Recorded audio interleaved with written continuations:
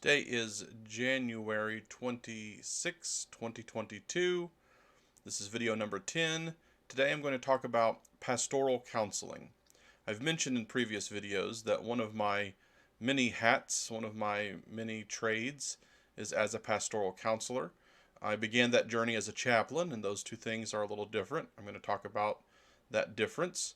But really what I want to focus on is exactly what exactly is pastoral counseling. I'm sure many of you have questions. I'm sure many of you are making some assumptions. Some of those assumptions are probably true. Some of them might not be. So I just thought it would be good to do a video and make a point of clarity. This isn't necessarily an advertisement. If you're interested in my pastoral counseling services, you're welcome to leave a comment, send a message, look me up on social media. But really, I'm just here more in this instance to provide some context, some information for those who are still getting to know me and curious about what I do. So, within the term pastoral counseling, there are two terms, pastoral and counseling. So, pastoral refers to clergy persons. Pastors is obviously the term that we're coming from there, but really it can refer to clergy persons from different traditions, even maybe those that don't use the term pastor, and maybe even in the present context, pastor isn't the best term. That is nonetheless where the terminology of pastoral counseling comes from. So on the surface, pastoral counseling would be any counseling provided by a pastor or a clergy person. That is probably not specific enough, however. There is differences among skills and training and experience. So if you are a churchgoer, for example, and you go to your minister, your pastor, for seeking clarity about scriptures, or having a problem in your life that you want to bounce off somebody, whether they're the best at giving that or not, they are technically providing pastoral counseling. However, they might not call themselves specifically a pastoral counselor. They might refer you to psychological services, they might refer you to social services, or they might refer you to somebody who is also a minister but specializes in counseling activities, who would describe themselves as a pastoral counselor, somebody like me. But that is up to them. Some churches like to keep things in-house. Some religious organizations are, very explicit about who is to be interacting with the people within their church. And I wish we would be more expansive than that. I know there are theological differences. However, I think a good pastoral counselor, and this is a personal opinion, is going to help the person explore their faith and their beliefs, even if they don't line up 100%. So where they might not line up, that's a great place to ask questions and to maybe challenge a little bit, depending on what the person's going through. But, it's not, oh, well, you're this denomination and I'm that denomination, so, I can't be your pastoral counselor. I don't operate that way, nor do I operate under the idea that I'm supposed to change your mind about our differences. Our differences might be worth exploring and be useful to both of us in that way, but I don't think it's our job to coerce. But that is specifically about religious beliefs. Pastoral counselors, hopefully those that specialize in it, in counseling, can be useful beyond just, oh, I have this spiritual question, or I have this particular issue with the scriptures that we study or the lessons that we teach. Hopefully a pastoral counselor can even deal with deeper issues within you as a person. And so that's where I want to get into the other half of the phrase, counseling. A lot of people have ideas about what counseling is. And I'm not talking specifically about pastoral counseling, but any kind of counseling. So what we're not going to talk about today, or at least I'm going to talk about it briefly and kind of set it aside, is therapy. A lot of people use the term counseling and therapy interchangeably. And a lot of times they can be interchangeable, but therapeutic things are not necessarily all counseling. So, there's like art therapy, for example. not only is that not counseling, but it doesn't, anybody can do art. And having somebody that's maybe more experienced or skilled in art therapy can help increase the therapeutic value of art. But just looking at a piece of art, the right piece of art at the right time, or just the process of engaging in an artistic activity has a therapeutic value, whether there's a therapist involved or not. So I want to set the concept of therapy aside and the concept of counseling as a participating in the milieu of therapy aside and just talk about what counseling is. So, counseling is not giving advice, which isn't to say that advice can't be given, but that's really more of like a coaching thing. So we think about like athletic coaches, they have experience, they have knowledge, and they're passing that knowledge on to their players to help make them better players. So when you think about things like life coaching, it's a similar concept. There are basic things about how most humans operate, how most people find motivation, and most people, take on certain tasks and they thrive under certain conditions. And so, a coach is going to try to motivate you, and they're going to, lean on what they understand best practices to be. And if there are, more than one best practice for different types of people, they probably are going to try to identify what kind of person you are, what motives tend to work for you, and then kind of tailor that. A good life coach would kind of tailor that. But really, when you're talking about, that kind of practical advice, you're really more in the realm of coaching. And there are counselors who will do a degree of coaching, but that's not specifically what counseling is. That's just something that incidentally counselors may do. So at the very, very basic, the foundational level of counseling is a concept called active listening. If your counselor is doing nothing else, regardless of what paradigms or schools of counseling they're operating out of, and in terms of pastoral counseling, this is something that a good pastor, particularly like a clinical chaplain, should also be good at, is active listening. And so, we all have people in our life that will listen to us. You know, whether or not they want to might be a different question. And how useful their listening ear is could also be in question. But somebody who is a competent, active listener is constantly letting you know that they hear you and they care. And it's legitimate. It's not just pretending to care or, well, I'm going to listen to you go on about this so we can get it out of the way before we do whatever it is I want to do. No, that, again, friends, family may operate that way, even with the best of intentions. And they oftentimes drop in that advice, which may be good or bad, even with the best of intentions. But that's not what we're talking about. Active listening is a chance for you, if you're receiving counseling, to be heard, to say the things that are in your head, that are getting in the way of other thoughts, that are limiting you, that concern you, that weigh on your heart. These might be traumas, but they might not be so severe. It could just be preoccupations. It could be worries that, if they go on prolonged or if there's too many of them, can really get in the way of your personal thriving, right? You might be professionally and personally functional, but you have these things going on within you that are unresolved. So the first step is to get them out of your head, get them on your mouth, have someone hear them, and have someone hear them that actually cares. So active listening doesn't mean only listening, but if you say something to your counselor that's doing this for you, they're going to ask questions to clarify. They're not just going to nod, and go along till you're done. They're going to say, now you said something about how this affected you, but you didn't use a feeling word. How did it make you feel?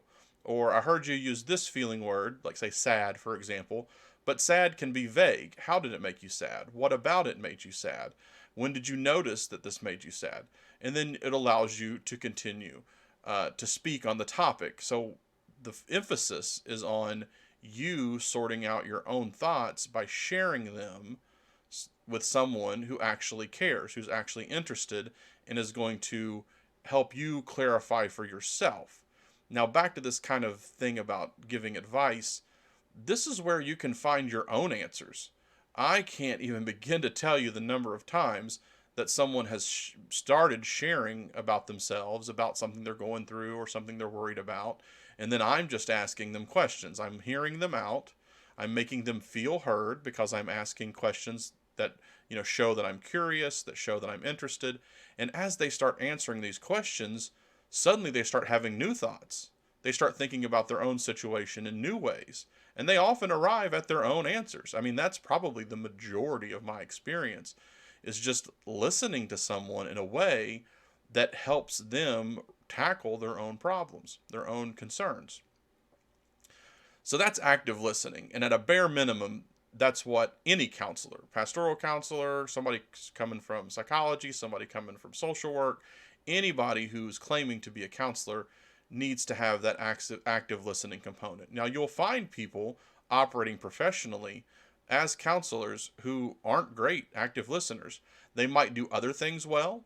So, there's somebody that, you might want to be referred to for a specific type of counseling or a specific type of therapy, but they aren't, for whatever reason, great active listeners. That's not something that I'm sure they were taught about that. They were shown how to do that, but for whatever reason, that's just not how they gravitate. A lot of these people will and actually end up going into more of a coaching kind of thing or specializing in certain aspects of counseling or therapy, and again, be specialists in that area. But that's not the person you want to be at first. That's not the person you want to be with right off the top. You want somebody who's going to listen to you and make you feel listened to and help you explore in your own mind without interjecting too many of their own ideas about your situation, to help you find your own answers if they're there. They might be there just under the surface, or just waiting for the right perspective. So someone needs to help you find that without providing too much leading or guidance, just curiosity and concern so that you can feel heard. Now, beyond that, I got a little ahead of myself talking about different types of counseling. There are different types of counseling and there are different specialties within that. And so for me as a pastoral counselor, I'm trained, I've read up on lots of different kinds of counseling, we talk about modalities, schools of counseling. There's a term that's not coming to my mind, but yeah, there's different ways of going about a formal counseling relationship. So for me, my emphasis is on something called existential counseling and narrative counseling. So those two are different things technically, but they do work in tandem pretty well. So if I'm in a longer term counseling relationship with a client or a patient, I would want to begin with the active listening. I want to make sure they feel heard. But if there's more going on there, and they're not finding their own answers, my primary method, obviously there's a lot of tools in the toolkit, and sometimes you need different tools for different jobs. But sort of my go-to, my specialty area is to help people explore their own story. So once they've shared their immediate concerns and their immediate thoughts, and I've allowed them to explore that, I want to encourage them to look at either their whole life, particularly for younger people, their whole life, or a part of their life, the time of life that they've entered into, as a story. And what is this a story about? And what does that story mean to them right now? Because then we can discuss, well, are you seeing your story in a way that's not helpful? There's really not a right or wrong way to see your own story, but there are ways that are more beneficial than others. So the obvious one that comes to mind, if you're thinking, again, in a framework of narrative counseling, is if someone sees themselves as a villain. They've done some wrong, whether that's like a legal wrong, like a crime, or just a personal wrong, like they've violated their own values at some point. People can be really hard on themselves. In fact, I'm not very hard on myself. I hold myself to a pretty high standard, but because I do that, I'm actually pretty lenient with myself, and find paths to forgiveness for when I do break my own agreements with myself. So I was surprised, and I've always sort of been that way. Don't beat myself up too much, just try to be better and make amends. But I was surprised at how long people can carry these deep hurts within themselves and not forgive themselves, and it really have a negative impact on how they enjoy their life and the relationships they have, and carry this stuff with them for decades. I just, I mean, as a younger person, before I got into this field, I never would have imagined. I figured, okay, maybe for a couple years at worst, but at some point, people forget, people forgive. They, things resolve themselves naturally. But it turns out that's not always true. People, often need some kind of assistance in going through their own story and finding a path to self forgiveness, finding a path to some kind of penance or redemption. And it's not my role, again, clergy people sometimes do assign for a sin an intentional penance, but in the terms of pastoral counseling, it's not really my role to assign someone a penance, but to help them decide what they need to do to forgive themselves, what they need to do to move on. Um, so yeah, so that's sort of part of the role of narrative counseling, is to help someone examine their story and figure out, can I see this story differently? And maybe I'm not a villain, but I'm the hero of my own story, and I'm in need of a redemption arc. I need to, find that place in the story or the way to move my story forward that allows me to be redeemed and allows me as a redeemed person to then go forward in my life and be better and be different and do good and not hold myself back from the weight of whatever it was they were carrying, whatever they couldn't let go of. And God's forgiveness is obviously a role in that too, particularly among Christians, but I don't want to muddy the waters too much in terms of counseling, right? So it's easy to say someone confess their sins and then someone to say, God has forgiven you, or you know um, to accept God's forgiveness, I think you should do, XYZ as a penance. Different traditions have different ideas about that. And that is, I don't want to belittle that, but that's not really counseling. In counseling, someone who, has an understanding of God's forgiveness, but can't accept it because they haven't forgiven themselves. That's where, a narrative counseling and existential counseling, I've kind of shied away from that a little bit unintentionally. It really, ropes into that. So existentialism philosophically is about the meaning of life. So, some people are more religious than others. So some people's meaning of life is going to be much more invested in their religious ideas and the examples of the lives of religious people, whether that's, saints or people of the past, or actually the people written about in scriptures. Again, different traditions are going to look at that differently. So people are going to find their meaning of life, in their religious beliefs. But some people, their religion isn't primary. It maybe needs to be more important, but that's not my role to assign that to them. I'm not going to tell them that, they're, if they are generally, you know, person of faith, I'm not going to tell them that their faith isn't strong enough, and that's how they're going to get better.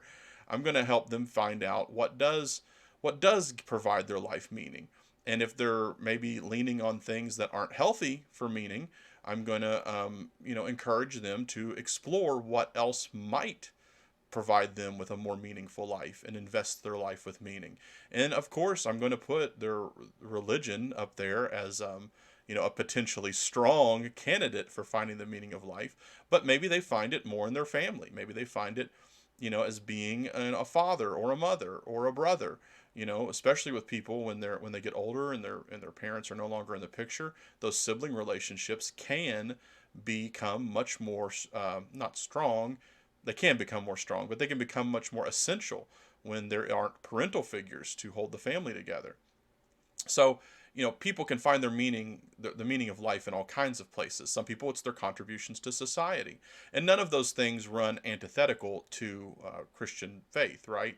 So, by the faith itself might not be the primary way they find meaning in life. There are plenty of valuable and faith compatible, if not faith driven, aspects of being a human that you can find meaning of life in. So that's what existential counseling and existentialism is all about. So obviously, finding your meaning of life and looking at your story of your life in a new way, those work really well hand in hand. And there are different, strategies and techniques that go into that a counselor operating in those areas better be familiar with, better be trained in. So that's really what I'm doing as a pastoral counselor. There's more to it than that. This is just kind of a brief overview. One of the little strategies that I think is very useful in the type of counseling I do is called reframing. So we take an old idea and we look at it in a new way. So I talked about that kind of in general with narrative counseling as a whole, but we'll take specific things, specific instances in life. I went to get a job and I didn't get it. I applied and I interviewed and I didn't get it. And I did that 2 or 3 times and it kept coming back the same way. So one person might look at that and say, I'm a failure. I've applied for 3 jobs, I've had 3 interviews, and they've all passed me up. But another way to look at that is, how badly did you really want those jobs? How good of a fit do you think they would have been? Is it possible there's another job out there that could be a better fit for you and that you might not be looking for it, applying for it, interviewing for it if you had got one of the other jobs? So there's no guarantee to that, but there's also no guarantee that not getting 3 jobs makes you a failure either. So you have a choice. The reality is 3 jobs were applied for and 3 jobs, were given to someone else. How you look at that, what kind of decisions you make about what that means in your life is a choice. And so if somebody's framing that scenario in a way that's not helpful, I can encourage them to try to frame it in a way that's more helpful. And if they're struggling to do that, I can even make suggestions about how they might do that. And then it's up to them whether they want to, accept that or not. So reframing is a very useful tool.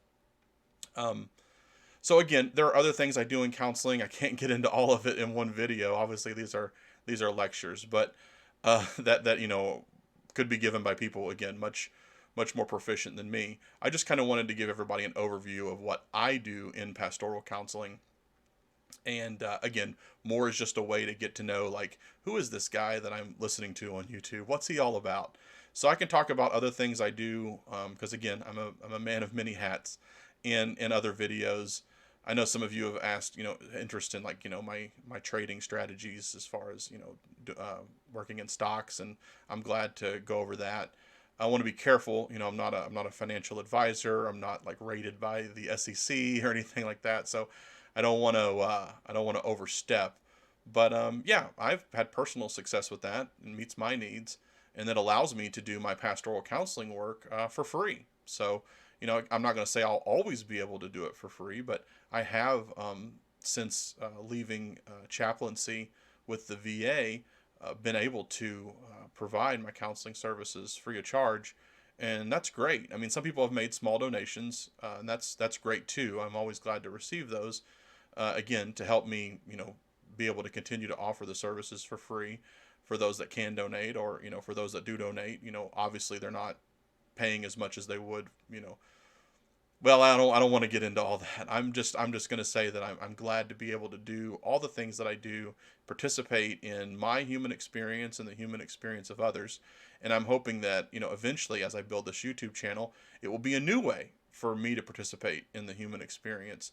If you've enjoyed this video, or you find it interesting and want to hear what I'm going to go on about next, please feel free to subscribe. Feel free to like the video.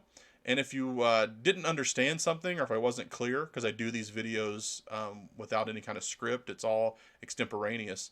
So if I wasn't clear on something, or you have additional questions about maybe some of the things I didn't cover, please feel free to drop those questions in the comments. And at this point, I've got less than 50 subscribers, so I feel confident that I can respond to everybody's comments, and I'll be glad to do so. Also, feel free to check out on Facebook, Macrobius Americana, or Shield of Faith Counseling. Those are places you can find me as well. And with that, this is the conclusion of video number 10. Thanks for tuning in.